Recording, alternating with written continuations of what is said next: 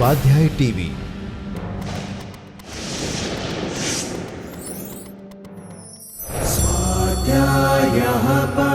Doctor Baba Saheb Ambedkar open university.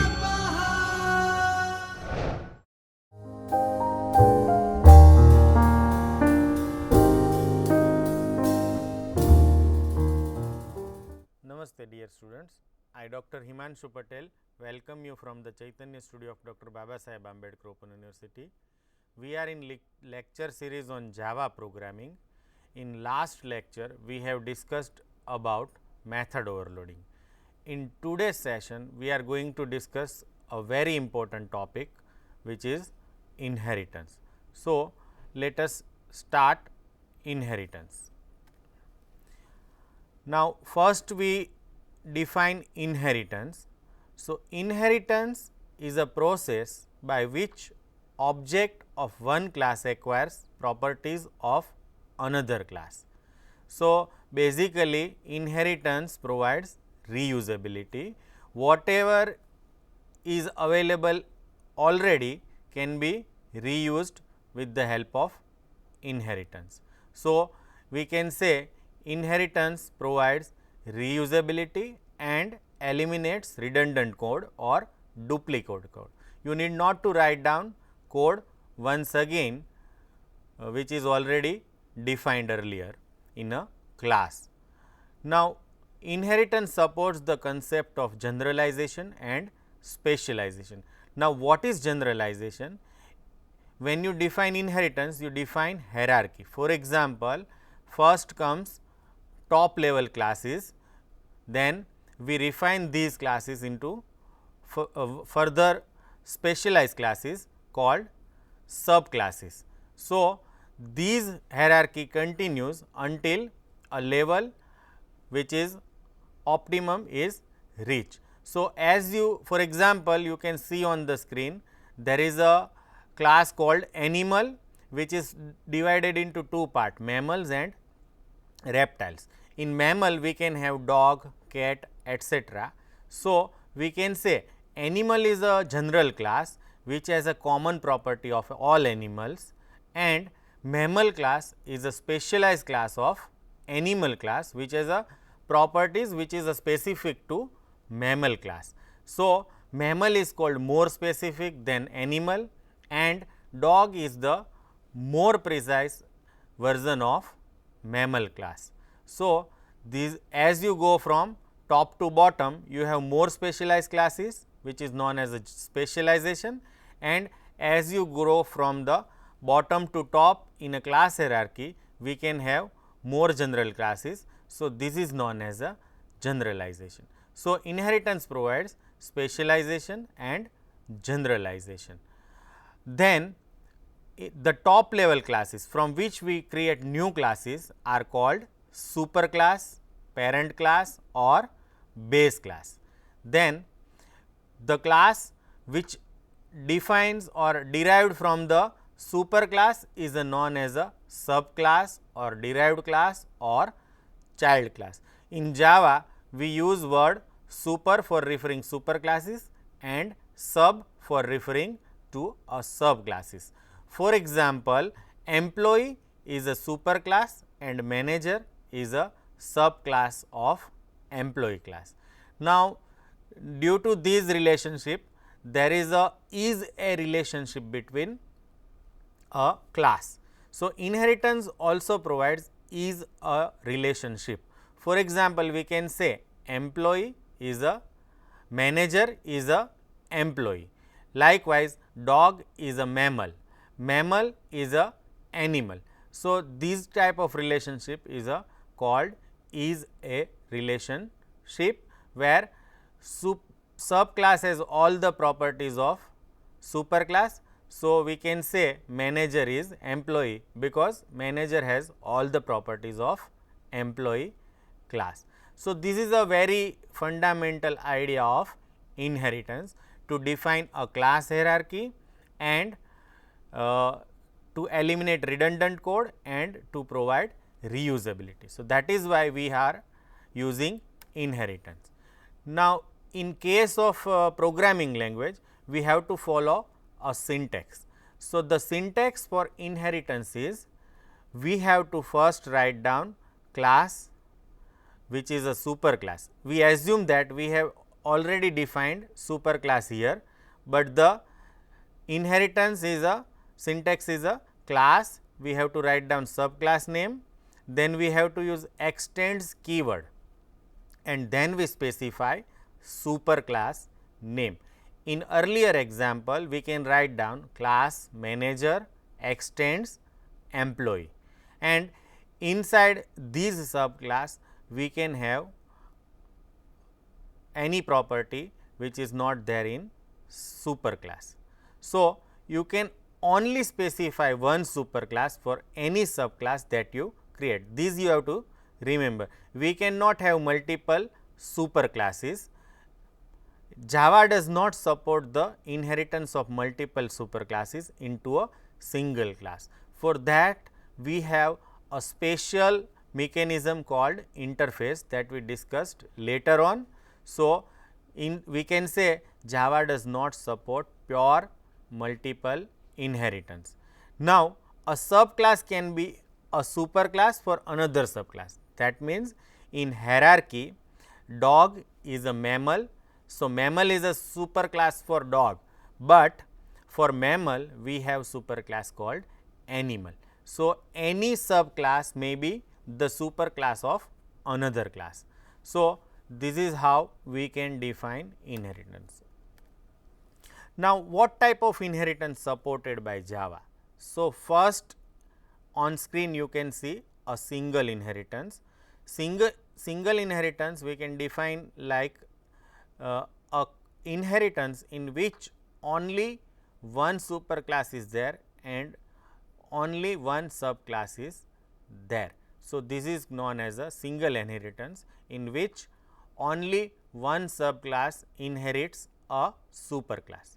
Then we can have multi-level inheritance. This is like grandfather, father and child relationship.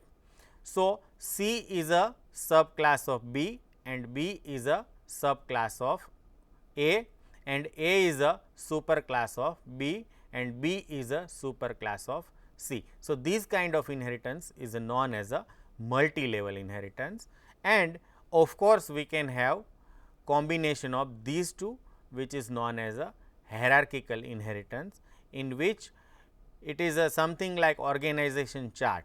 So, on top we have superclass called A, and A is derived two subclasses called B and C, which further classified into B1 and B2 and C1 and C2 respectively.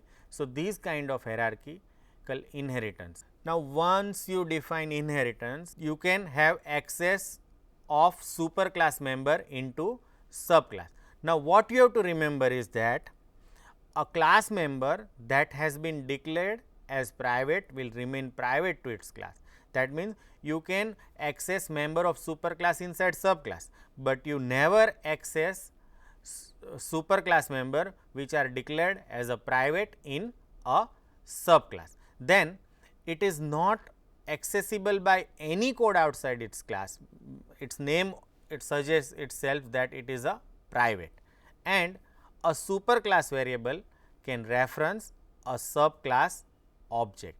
So, this is a relationship between inheritance classes. Now, we take one practical example so that you can understand better. Here the class employee is a superclass. So, it may have its own methods and fields, and we define one class called manager which extends employee. That means, for example, every employee has a name, department, designation and grade. So, these common properties can be defined inside employee, and manager may get extra property which is not there in employee. So, subclass have more functionality than their superclasses. So, manager may add other attributes and methods for which is a specific for manager only. So, you have to add method and field which is not there in employee because it is already there. And remember, all employee private data cannot be accessed by manager also. So, this you have to remember. So, this is an example how we specify inheritance. Now, we earlier discussed constructor. Constructors are used to initialize data of a class. Now, what will happen when you define a constructor in inheritance hierarchy? So, in class hierarchy, constructors are called in order of derivation or inheritance from superclass to subclass. For example, I have defined a class A as a superclass and B as a subclass. Now, when I create object of B, obviously it calls its own constructor which is defined inside class B, but before that it also called constructor of class A, because as I mentioned earlier, constructor are called in order of inheritance. For example, there is a class A, B and C. We take example in multi-level inheritance. So, when I create object of C, it will automatically call constructor of A, then B and then C. So, this is how constructor are called when you define inheritance. Now, generally the default constructor is called, but you can call specific constructor using keyword super that we discussed next. Super keyword is used for two purposes. It is not only used to call constructor of a base class or super class, but it is also used to access member of super class, which may be method or it may be instance variable. Inside subclass, you can access member of super class using super keyword. You can also access without super keyword. So, why there is need for super? That you might have question in your mind that why I need to use super. So, why we need to use super? When you define same member inside superclass and subclass. So, at that time to differentiate between these two, we can use super. So, a subclass can call a constructor method defined by its superclass by using the super. The syntax is shown on screen, super, and then you have to specify which constructor you want to call by specifying parameter list. So, parameter list specifies any parameter needed by the constructor in the superclass. In superclass, there may be more than one constructor available. So, you want to call which constructor that defines by these parameters. From any of the constructor, you can call particular constructor by specifying parameter. In subclass constructor, the very first statement must be super, otherwise it will show compiler error. So, that you have to remember while you are using a super class. Now, another use is to access member of a super class, which may be method or instant variable. Now, suppose that inside super class we have instance variable A, and inside subclass we have also instance variable with name A. So, at that time by default it use subclass object use its own instance variable. So, you cannot use super class instance variable. So, in that case A just mention its own A in subclass, and super dot A refers to A which is available in super class. So, the usage of super class to access member is super dot member, which may be method or instance variable. Now, it is most applicable in situation in which member names of subclass hides members by the same name in the superclass. I can use method define inside superclass inside subclass. Now, what will happen if both the method names are same? So, this is known as a method overriding. In a class hierarchy, when method in subclass has the same signature which is defined in superclass, then the method in subclass is said to be override the method in the superclass. Now, when an overridden method is called, from within a subclass, it will always refer to the version of that method defined by the subclass. Now, suppose I have a method name get inside superclass and method name get with same signature inside subclass. So, when I create object of a subclass, it always refers to its own method rather than its superclass method. So, at that time to call superclass method, you can also use super. Now, you might wonder why I need to use method overriding at all, because I can always access members of superclass in a subclass. So, the method overriding is a useful feature that you require to specify methods that will be common to all of its derivatives, while allowing subclass to define the specific implementation of some or all of those methods. Now, we take one example to clearly understand this. For example, on screen you can see a shape class hierarchy. Shape is a class and it has a subclass called line, rectangle, circle and polygon. So, what we can do is we can define draw method inside shape class, that is again defined inside line, rectangle, circle and polygon. Why? Because method for line drawing is different than method for drawing rectangle. Similarly, circle has its own method for drawing circle and polygon follows different method for drawing polygon objects. So, inside shape we can have draw method, which is a defined inside subclass and it is a implementation specific. That means, when you define line, the method is different than rectangle and rectangle method is different than circle and polygon. What is the advantage is that we can call these all draw methods by one object of superclass called shape. Using shape object, we can call draw method of line, draw method of rectangle, draw method of circle and draw method of polygon also. Now, this is known as a dynamic method dispatch in Java. So, dynamic method dispatch is the mechanism by which a call to an overridden method is resolved at runtime rather than compile time.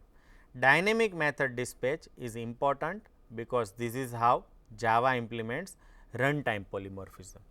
Now, suppose I create line object and call draw method, then which draw method is called its own draw method, and when I create rectangle object, which draw method is called?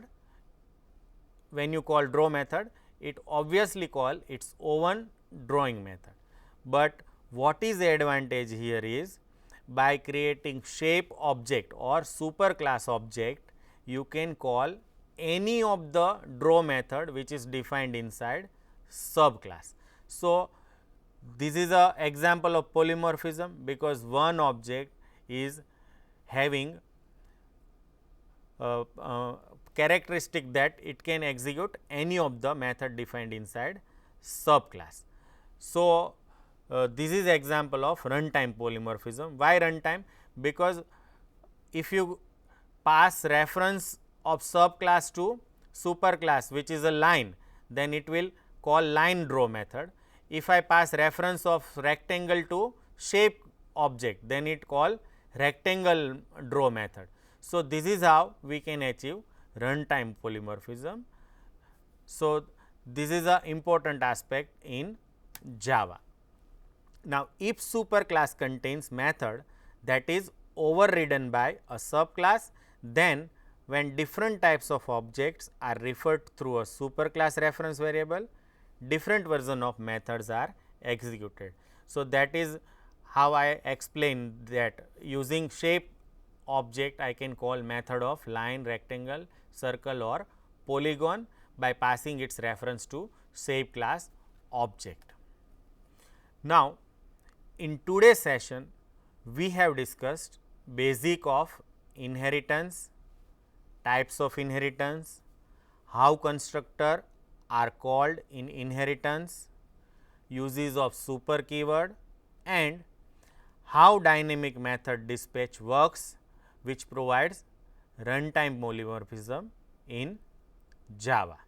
Now, we create one simple inheritance in NetBeans, so that you can understand basic syntax of inheritance.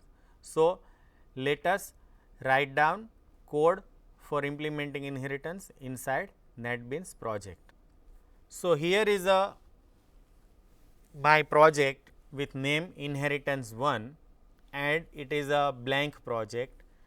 Inside default package I am creating one class and my class name is simple inheritance, and then I press finish.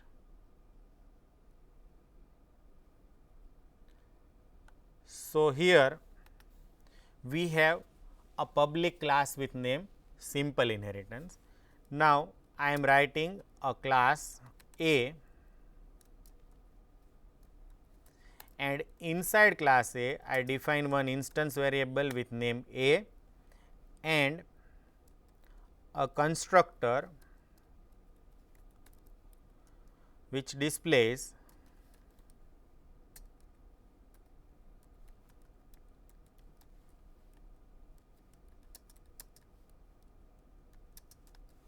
this is super class. Now, to display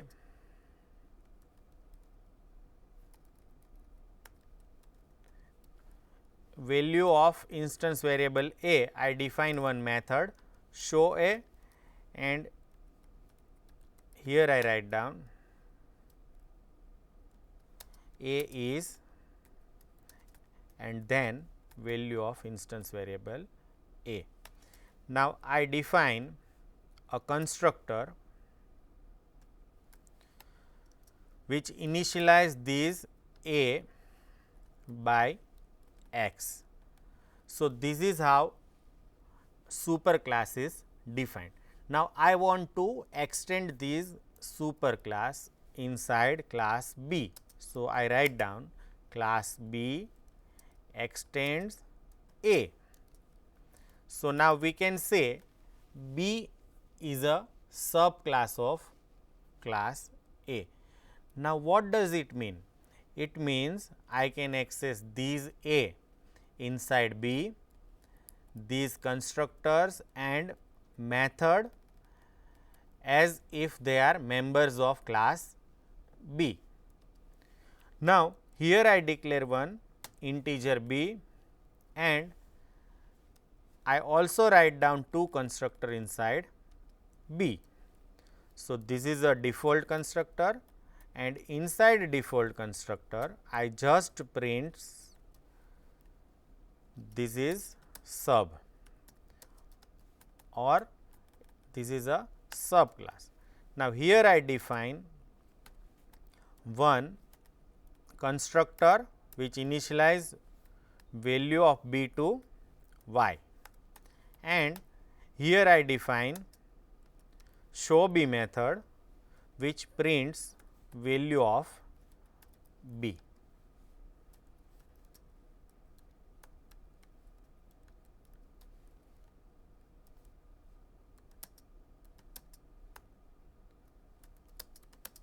B is and then value of B.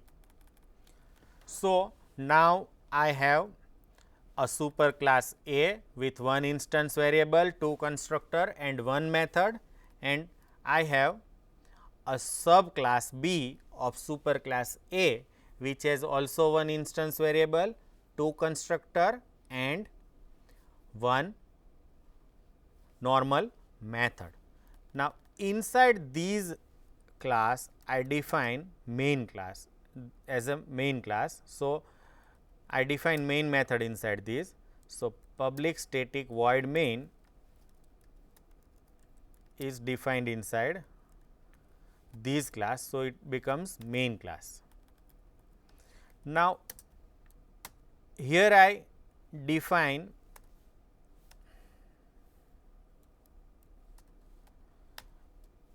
object of A and object of B. Now, here I write down, I create instance of A object as a new A, and here I create instance of B object.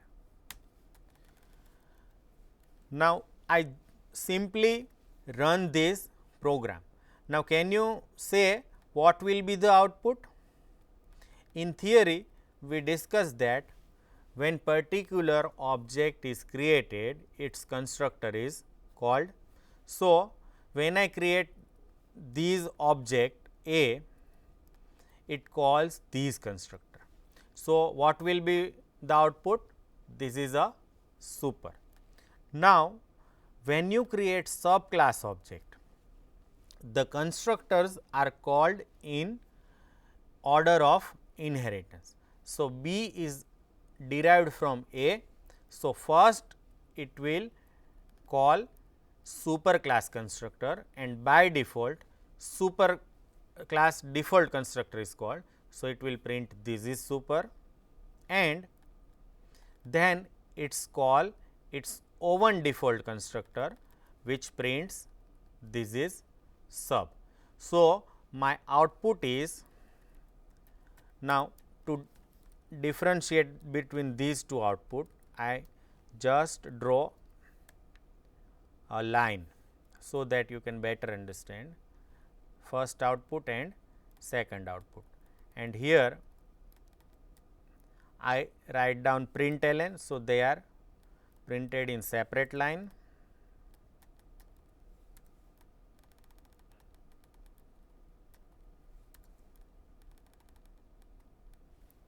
And now, I save this and run this file.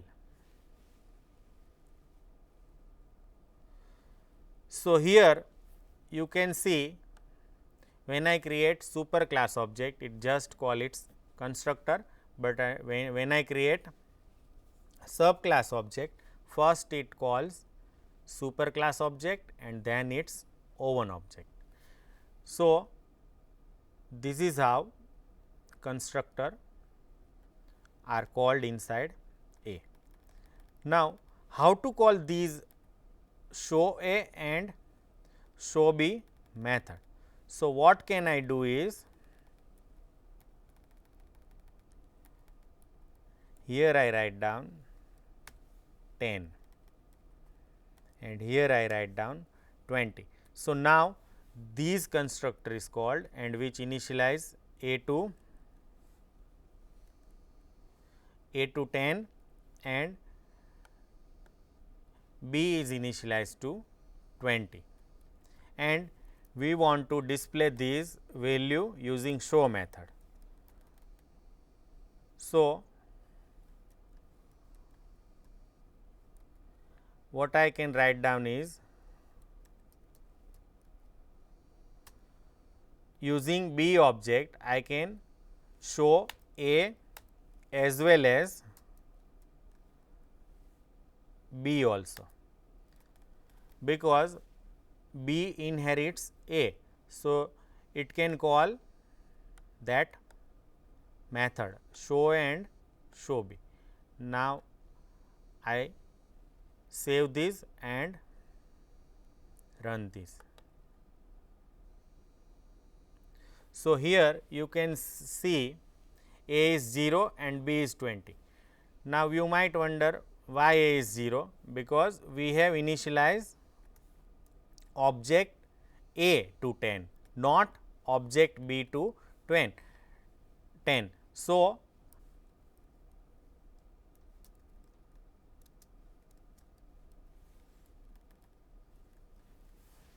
now I save this file and run this program again. So, now A is 10 and B is 20. But what will happen if these A is private?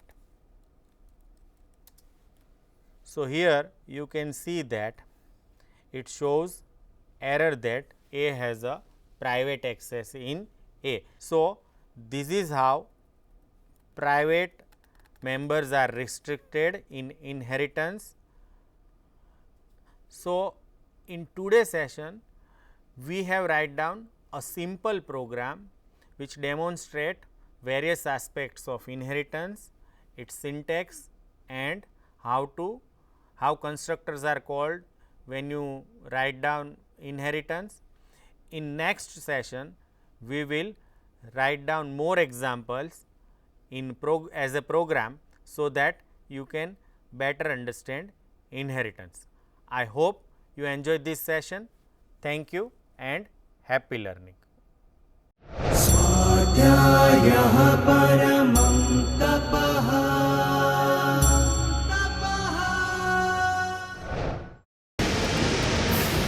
स्वाध्याय TV